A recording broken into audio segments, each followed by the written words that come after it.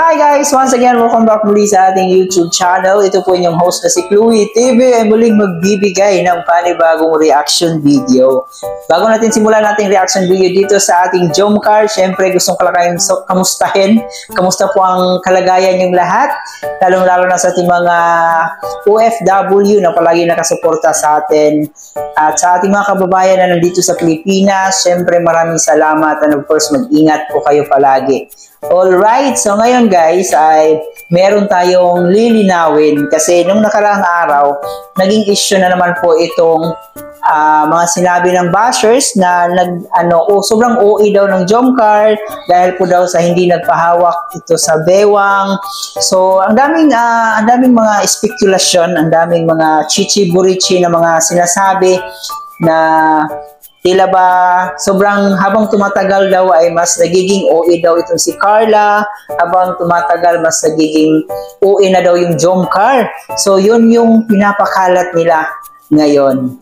So mamaya ng konti ay lilinawin po yan ni Kalingap Jomar kung ano nga ba talaga ang nangyari at kung gaano nga ba talaga katotoo na hindi daw nagpahawak ng bewang si Carla.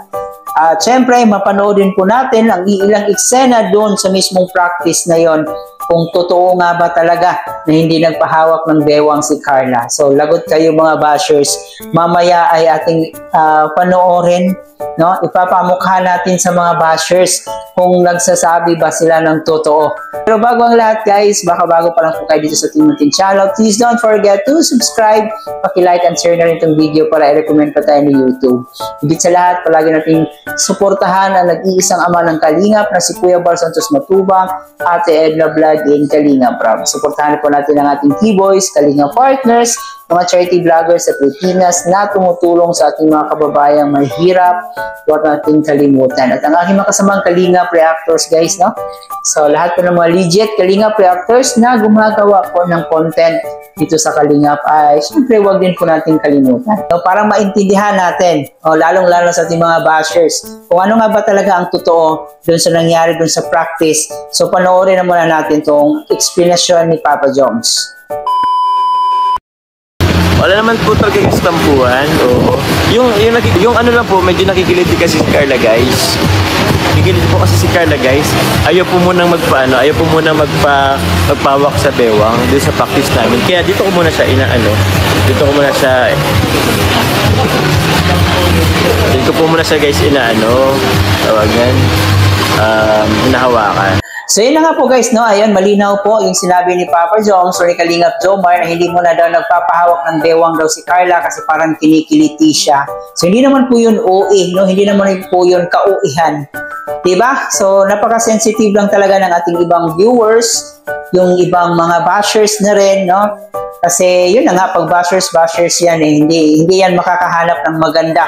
Kung galit ka sa isang tao, palaging pangit yung nakikita mo sa kanila. So walang maganda talaga. Kaya expect na po natin yan sa mga bashers. So ang importante ay at least nilinaw ni Papa Joms. Pero para sa akin, hindi naman talaga kailangan niyang linawin pa para i-explain pa doon sa mga makikitid ang utak. Pero kahit ganun pa man ay siyempre nagpapasalamat pa rin po tayo na kahit papano ay nilinaw ni Kalingap Jomar na yun po ang totoong nangyari. Okay, so dito sa next video na ating papanoorin guys, ito po yung ginajudge nila na nag-OA daw, na hindi daw nagpapahawak si Carla. So itong video na to mula kay Kuya Nel, ito po yung nagpapatunay kung totoo nga ba talagang hindi nagpahawak ng bewang si Carla. Okay, so panoorin na muna natin to at saka magbigay tayo ng ating explanation, reaction kung totoo nga ba talaga. Okay, panoorin na muna natin to.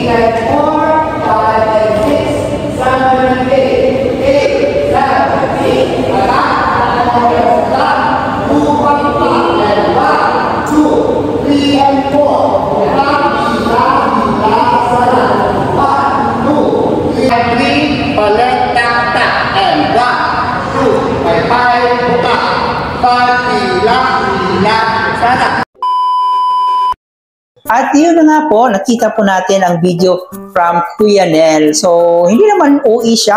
At saka, nagpahawak naman si Carla. Parang siguro na-misinterpret lang po yung mga moves nila doon sa kabilang video. Kasi parang hindi po daw malinaw yung video na yun na nakita ng ating mga bashers. So, yun, kitang-kita naman po na okay lang naman po yung pagpapractice nila. Wala naman pong kauihan yung nangyari. Kasi parang tawag dito, parang gusto talaga nilang palabasin na uwi na daw yung Jomcar. So yun yung pinaka-point nila dito. Pero yun, kita-kita naman po natin doon sa mga moves nila, doon sa pag-practice nila na nagpapahawak naman si Carla. Siguro may mga time na ayaw magpahawak ng Carla kasi parang nakikiliti siya.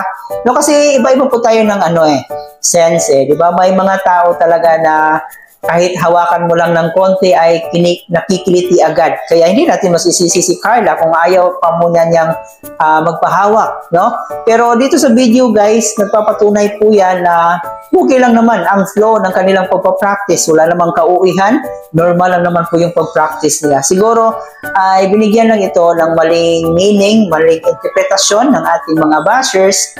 At yun na nga po, isa din po sa napansin natin kahit bihira lang makapag-practice si Papa Joms dito sa Cotillion o dito sa practice nila ay talagang kuhang-kuha agad ni Kalingap Jomar yung mga dance moves, no? Talagang hindi rin nahihirapan si Carla kasi kung tutuusin ay mas naunang mag-practice si Carla. So kung papansinin natin ay madali lang palang nakuha ni Papa Joms yung mga na-miss niya na mga practices dito sa sayaw nila. Kaya yun, very smart talaga ang ating ating Jomcar, especially ni Kalingap Jomar na yun, tulad ng sinabi natin, marami po siyang time na na-miss dito sa practice na to, pero kuhang-kuha naman po niya agad, so wala pong naging problema.